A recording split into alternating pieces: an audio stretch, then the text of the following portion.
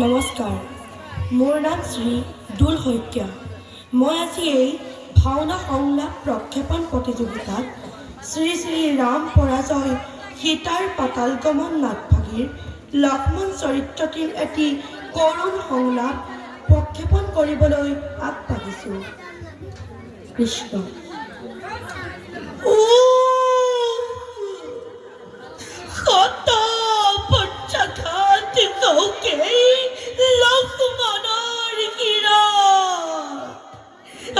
ভগৱতী, তুমি এতিয়াও শান্তিত হোৱা নাই কিয়?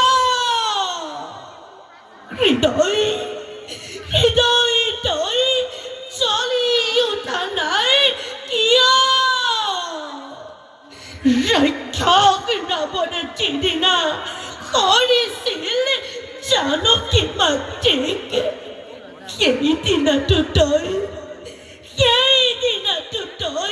জ্বলি উঠিছিলি প্ৰচণ্ড বেগেৰে।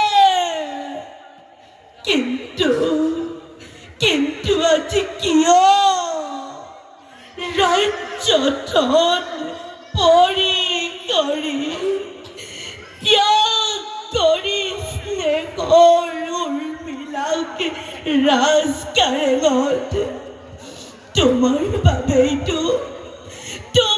বাবেইতো মেৰিয়াই লৈছিলো দাদা শৰীৰত বাকলি বকন।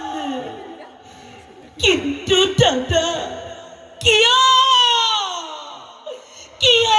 দিলা এনে নিষ্ঠুৰ আদেশ? এয়ে নেকি প্ৰতিদান লক্ষ্মণক তোমাৰ?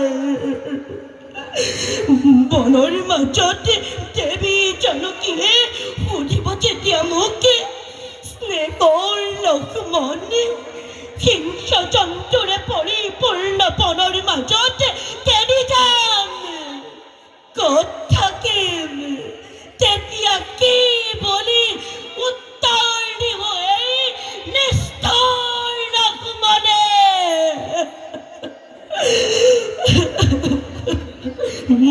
নাই, মই আৰু বিচলিত হ'লে নহ'ব। জ্যেষ্ঠ দাদা পিতৃতুল্য মোৰ, তেওঁৰ আদেশ মই পালিবই লাগিব। যাওঁ মই ত্যাগ কৰি হৃদয়ৰ সকলো মমতা এৰি থৈ আহোঁ জানকীক অৰণ্যৰ মাজত। ধন্যবাদ।